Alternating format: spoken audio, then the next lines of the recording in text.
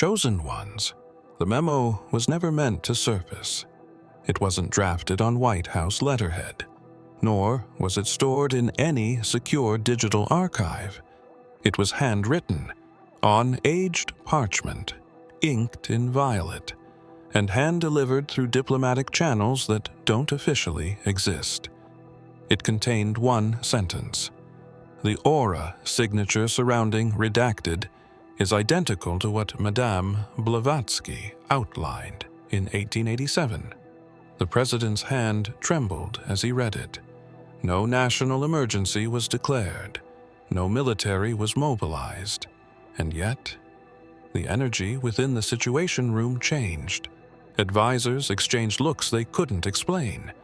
Intelligence chiefs who mocked esoterica suddenly went silent. They weren't reacting to a geopolitical threat.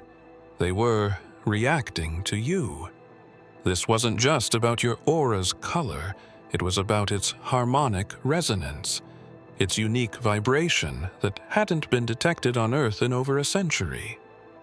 The memo cited documents locked away in the Theosophical Society's underground vault, paired with aura analytics from the Department of Energy's metaphysical lab. Yes, it exists. The results weren't just similar. They were exact.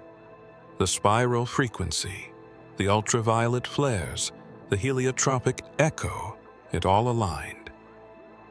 Blavatsky's original prophecy, written in a coded dialect she claimed came from the Ascended Masters, predicted a soul who would return bearing an etheric field capable of activating the aeonic trigger, a shift event that would destabilize illusion across all planes. She called this soul the resonant flame. You are that resonance. Why now? Why you? Why this sudden convergence between spiritual mysticism and political secrecy? Because your presence bends the fabric of the ordinary. Surveillance satellites have glitched in your proximity. Animals behave differently around you. People dream of you before they meet you. Something ancient is reawakening through you. And the very institutions that once denied the esoteric are now watching in awe and dread. The president wasn't briefed, he was warned. Not all believe you are salvation. Some see you as a destabilizer of their carefully manufactured control. They've begun sending emissaries cloaked as allies, whispering guidance they claim comes from truth. But truth, wrapped in fear, is still deception. And the time to discern is now. They didn't want it public, but the Geneva Protocol Enforcement Board was summoned at midnight under emergency code Omega Seer 7, a designation reserved for anomalies that bypass all known geopolitical frameworks. The reason wasn't war or economic collapse. It was your aura, a field so refined and ancient in resonance that the sensors embedded in the Swiss Alps Quantum Observatory activated. Without prompt, the signal was pure, unfiltered, and unnaturally stable, which, according to classified documentation, is only possible when a conscious being is fully aligned across all spiritual dimensions, simultaneously. The delegates from 12 nations, including factions that typically never speak to each other, were flown in via unmarked crafts, not to decide action, but to confirm what they had feared. Your frequency had not only matched Blavatsky's prophetic index, but had actually exceeded it, a phenomenon never recorded in the entire century of aura monitoring initiatives kept under wraps by private Vatican observatories and rogue spiritual physicists who walk between science and myth without allegiance to either. While you walked freely unaware across city streets or sat silently beneath the sky, your aura was being mapped across quantum overlays in real time by satellites designed for otherworldly detection. These same instruments once flagged solar flares and ancient monolith energy bursts. But this was different. It wasn't environmental. It was you, and the aura signatures coming off you displayed what the Council reluctantly called convergence spirals, meaning timelines were being pulled in around you, subtly inverting probability fields and increasing synchronicity, density, to impossible levels. An emissary from the inner order of the Tibetan gateway keepers whispered to the board that an event like this could only occur when the ancient code housed within a divine vessel begins to activate. But activation is not awakening. It's only the ignition, and ignition brings seekers and adversaries, both because those who have watched from beyond the veil understand that the one with this aura can rewrite not history, but perception. And perception is the spine of all control. The journal was never meant to be opened. It was sealed beneath layers of ciphered ink, protected by alchemical locks, and preserved inside a climate-controlled vault hidden beneath the ruins of a forgotten lodge in Odessa. Its cover bore no title, only an embossed symbol of overlapping circles surrounding a seven-pointed star. But when decrypted and translated, the final entry wasn't addressed to the world. It was addressed to you, not by name, but by description, by aura, by essence. Blavatsky had written of a traveler not in distance but in density, someone whose energy signature pulsed across dimensions, simultaneously an echo, not bound by time but rather chosen to interrupt it.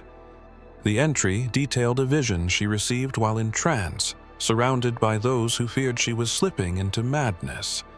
But what she described was precise. A being cloaked in human form with an aura that carried both the fire of divine rebellion and the silence of pre-creation. And within that aura, a sequence, a vibratory code that would harmonize every ancient gate across the earth. She didn't name you because names fracture energy. She referred instead to the opal witness, the one whose presence would destabilize the frequency matrix constructed over centuries by unseen hands, not governments but the architects of belief systems and perception filters. Those who knew that if one soul awakened fully in alignment with the divine harmonic, everything else would begin to unravel silently and without resistance. The journal contained coordinates, not to a place but to a pattern, that would only activate when you arrived in this world, at the precise moment of spiritual convergence. The handwriting changed near the end, as if guided by something beyond her, as if her hand was no longer her own, and there, in red ink, she wrote, "When the violet aura pulses through the global grid, the song will return, and with it, the remembering." The remembering wasn't an event. It was a collapse of forgetting, a sacred inversion meant to trigger dormant codes in others, simply by your presence. She believed that your awakening would not shout. It would ripple, and in that ripple the towers built on illusion would tremble, and in their trembling they would reveal what they never intended to show, and what they feared you would one day begin to remember. They have known about you longer than you've been alive, long before your birth was recorded, or your voice echoed into the world. Your presence was charted not by name, but by pulse. The signature of your essence carried a rare hue, something unearthly, something only those who studied the veiled sciences could recognize. They called it the violet flame, not in metaphor, but in energetic fact, a plasma-like emission, detected only under sacred frequencies shielded from civilian technology. The Templars, the Rosicrucians, even the more silent branches of the Freemasons had records encrypted and passed down through bloodlines that only one bearing the violet flame could walk between both realms in harmony, not torn by the material, nor detached from the divine, and that flame wasn't a gift, it was a responsibility, a key that had to remain hidden until the age of collapse began. Because in collapse, only the true bearers can rebuild with clarity. Your appearance didn't spark curiosity. It triggered protocols, long buried in arcane treaties signed in candlelit chambers and protected by those who never age. The reason is simple. You weren't just prophesied. You were architected, not manufactured, but remembered into form, summoned by collective memory, locked deep within the world's soul. And now that you've begun to pulse again, ancient orders have reactivated initiations that haven't occurred in over 2 centuries. The violet flame wasn't just symbolic. It was believed to transmute darkness without battle, to purify without destruction, to call forth what is hidden in shadow without judgment. This is why they feared you, not because you carried wrath, but because you carried balance, a power that cannot be owned or commercialized or legislated. They know you are not here to be claimed, you are here to catalyze. But not all welcome your flame. Some remember a similar pulse from long ago, and they remember what happened to their control when that light swept through hearts like wildfire. It is written in the sealed scriptures that when the violet flame walks the earth again, the veils will thin and the watchers will stir, and while they cannot stop your emergence, they will try to redirect your purpose, not with weapons but with deception, cloaked as guidance and warmth, pretending to serve while secretly preserving the very illusion you came to dissolve. There are scrolls that cannot be touched, not by hand, not by machine, only seen when spirit detaches from form and consciousness enters the timeless field known to mystics as the Vault of Echoes. Within this realm layered between density and light exists a library where only truth remains unedited, uncensored, unburned, and it is here that certain seers have reported a pairing, a moment when 2 names appear side by side glowing in golden frequency. Within the scroll of incarnate flames, one name has always been known, Yeshua. The other remained dormant until now. When your aura pulsed into view again, the scroll responded not with alarm, but with recognition. The ink shifted, the glyphs reformed, and the old name that had rested alone for millennia found its mirror next to it. Not a title, not a role, but a resonance that completed a circuit, as if one frequency had always been waiting for its counterpart, not to follow, but to continue, not to echo, but to harmonize. Yeshua once said in quiet teachings, buried by the louder gospels, that there would be one who walked not in his footsteps, but beside his purpose. Someone not born to follow, but born to remember. Not to save the world, but to awaken those within it who had forgotten their light, and to do so without temple or pulpit. Only presence, only flame. In the ancient circles where time is read like a map and spirit moves in spirals, your reemergence signaled the final phase of a long-forgotten covenant. A pact forged not in ink, but in vibration. The agreement was simple. When the illusion reaches its peak and hearts grow numb, a second frequency shall rise, and in its rising those sleeping in the deep will stir. Your aura is not just a flare. It is a summoning, a call encoded with divine DNA that awakens scrolls, paths, allies, even enemies. And now that the astral scroll has shifted, so too will the currents of unseen power. Those who read the scroll will not speak your name aloud, for to do so would cause their masks to crumble. But they know, and knowing brings fear. And from fear they act not to erase you, but to delay what they now understand can no longer be silenced. It was not an accident. The device wasn't standard issue. It wasn't even military. It belonged to a private organization funded by sources no one admits exist. They call it the Watchtower Lens, crafted from orichalcum fragments and tuned through vibrational algorithms derived from Atlantean schematics. It is designed to capture what the human eye cannot, auras, yes, but more than color. It detects force, presence, spiritual temperature, and alignment. It had been inactive for nearly 20 years until you stepped into its field unknowingly in a forgotten corridor beneath a city library designed as a decoy for something far older. The moment you entered its range, the lens hummed silently, and the readings began to spike. Technicians trained to monitor anomalies assumed it was malfunctioning, until the screen began to pulse in colors that hadn't been registered since the lens was used to observe an Egyptian tomb, sealed since the 4th dynasty. The screen showed what appeared to be a burst of spiraling violet light, interlaced with gold threads moving in rhythm with your breath. And yet, you stood still, unaware that the activation had begun. Within moments, your light field expanded beyond the physical radius.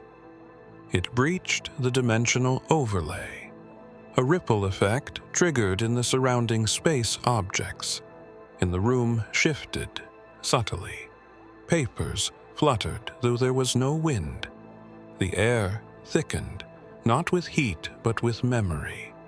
And the observers, many of whom had trained in metaphysical analysis, began whispering fragments from texts they had once dismissed as symbolic prophecies about a being whose light would move with intent, not aggression, a being whose presence could dissolve.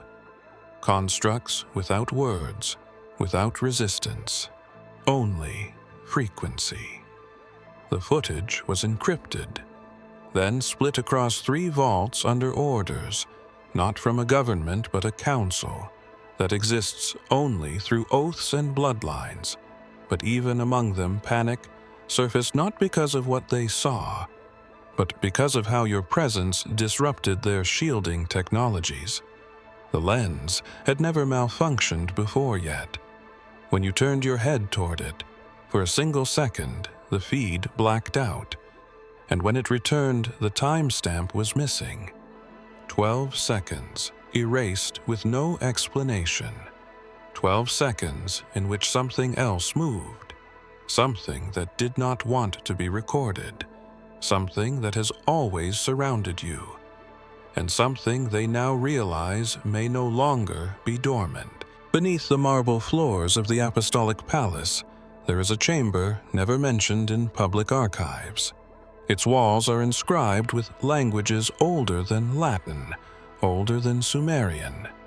Some say the glyphs were etched by beings who did not walk, but hovered, and the air within still vibrates with a frequency that causes electronic equipment to glitch. This chamber belongs to the Sanctum Veritas, a division so secret, even most within the Vatican do not know. It exists, tasked not with theology, but with surveillance of the unseen. They monitor anomalies that cannot be explained by scripture or science. 2 months ago, a sequence of images arrived through an encrypted channel, bypassing traditional clerical filters and triggering a code designated Lux Tempus 9. The alert contained chakra alignment data, overlaid with bio-spiritual resonance patterns, and when cross-referenced with their archives, the match percentage exceeded anything previously recorded.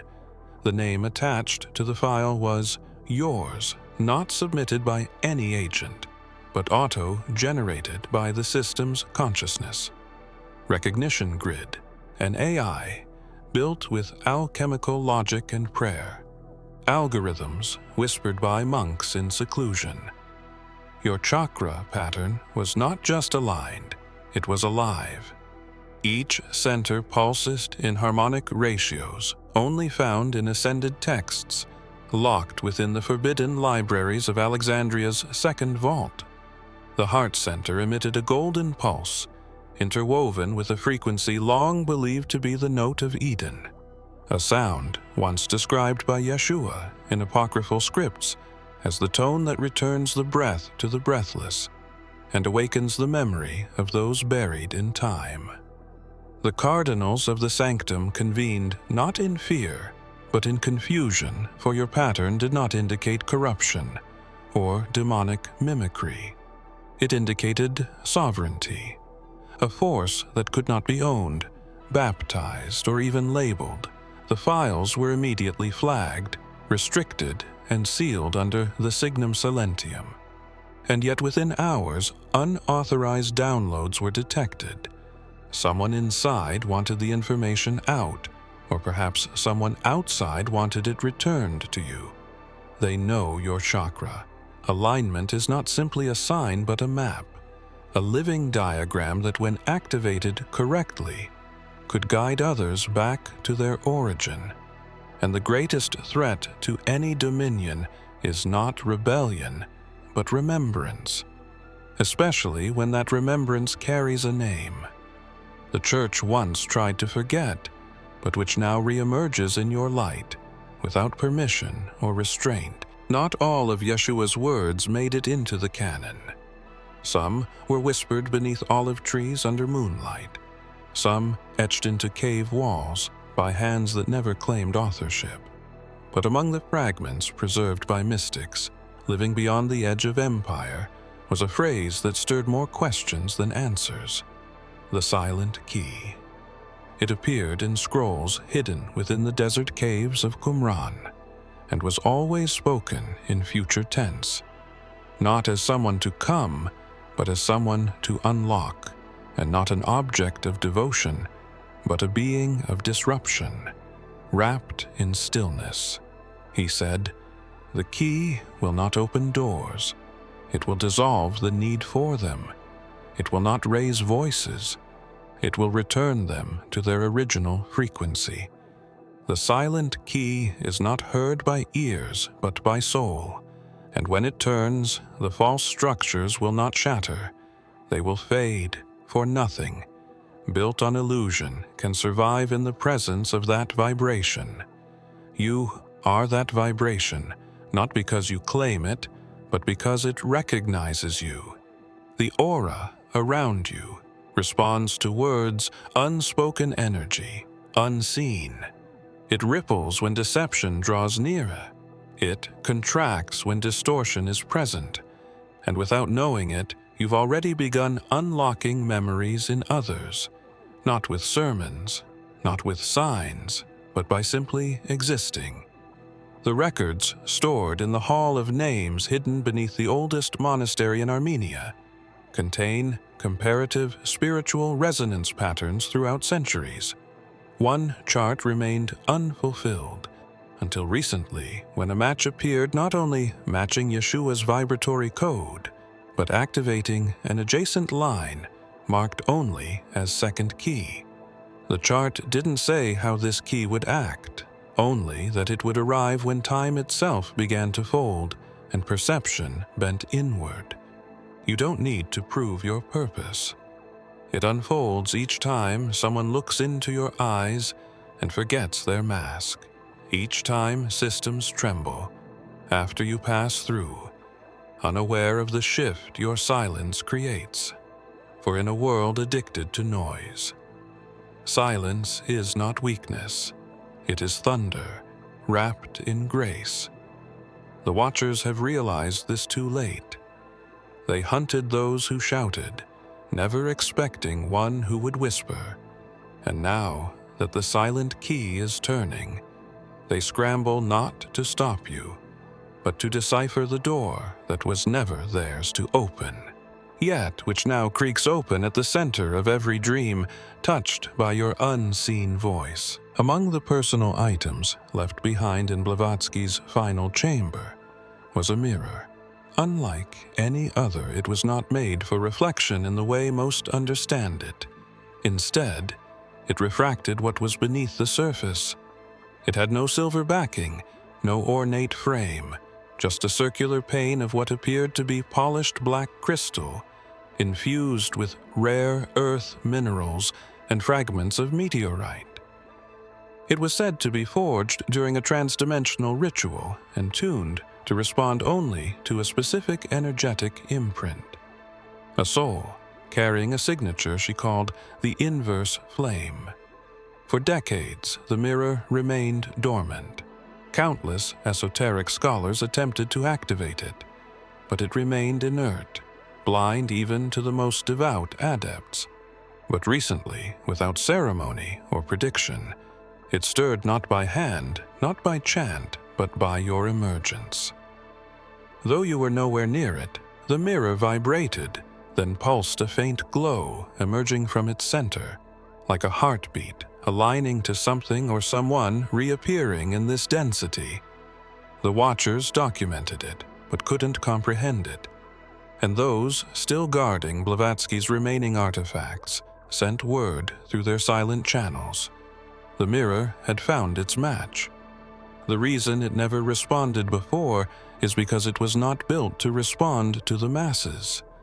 It was built for the one she described as the bearer of the forgotten sequence. A sequence encoded in light, not language. An aura that did not just emit energy, but folded timelines around its frequency. She wrote that when the bearer walks again, the mirror will no longer be a mirror. It will become a gate, but only in their presence.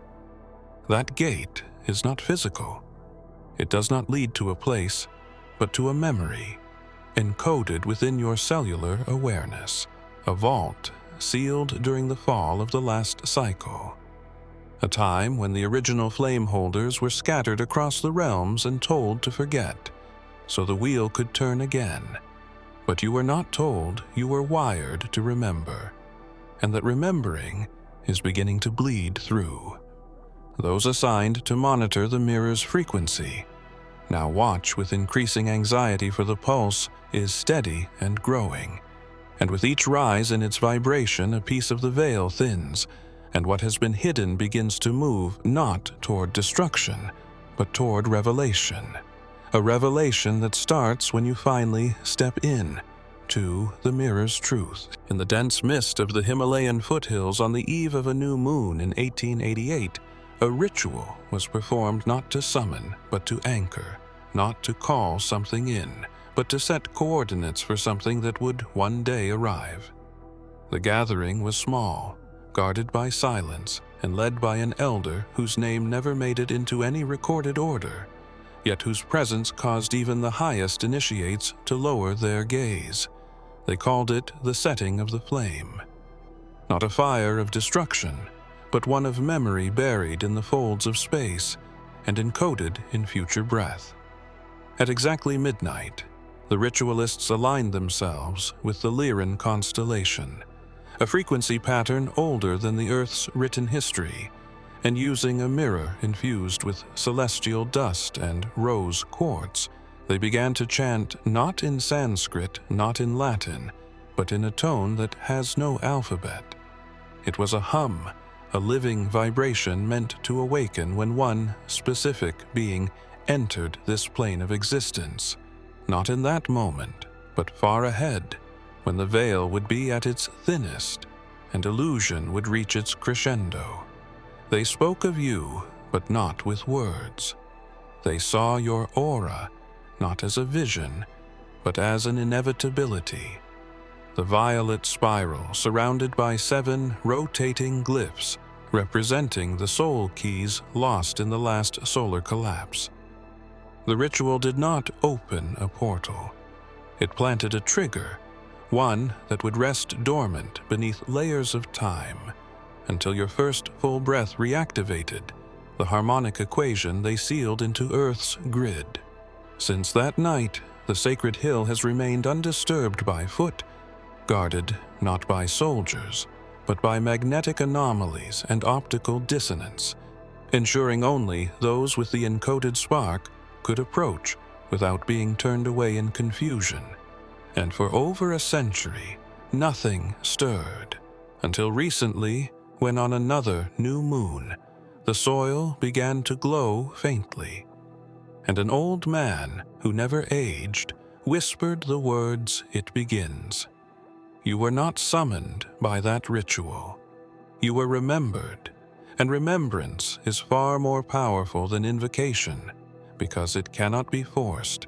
It can only be fulfilled, and those who understand what that night truly set into motion are now watching the sky not in fear, but in awe, because the flame they anchored has risen, and with each breath you take, the ritual completes itself, again in silence and in light. The memo that reached the president was not the first, it was the last in a long chain of silent transmissions passed through channels older than any intelligence agency.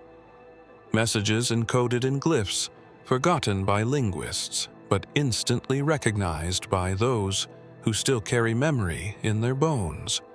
The final memo was brief, not a warning, not a plea, but a confirmation that the one they had tracked in dreams and forgotten scrolls had returned not just physically, but energetically.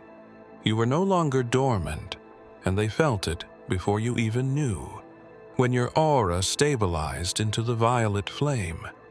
Their systems designed to detect seismic shifts in unseen fields began to malfunction, not due to overload, but reverence. The energy surrounding you was not chaotic. It was structured mathematically, precise, with codes that rearranged the frequency grid. Wherever you moved, you weren't just walking through cities. You were rewriting them, not visibly, not loudly, but subtly through every field you crossed. The president's advisors were instructed to remain silent, not because they didn't understand, but because they did. The political layer is merely a veil behind which older forces whisper, and those forces had been watching your light long before your first breath. Some believed they could contain it. Others thought they could align with it, but now they realize neither path is possible, because you are not responding to them. You are responding to the call buried within your own design.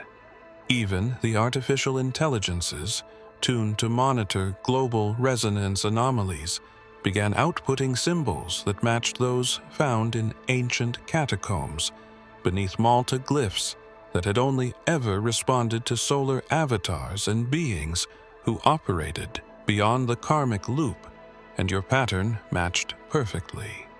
The machines tried to recalculate, but the equation kept returning, one word awake. They know what comes next, not in detail, but in pattern, and that pattern includes disruptions to control collapses of perception shifts in what people call reality, but what was always an illusion. Your activation isn't chaos, it's correction. And the systems built on shadows now feel the light approaching, not with fury, but with calm that terrifies more than fire. Because this light does not scream, it simply shines, and those who cannot bend with it begin to break quietly and without warning, just like the veil you were born to lift. If you have come this far, it is crucial that you watch this next video here. But be warned, it is not for the faint of heart, for only the true chosen ones can handle this video. If you would like to also donate to help keep the channel going, our Buy Me a Coffee link will be in the description.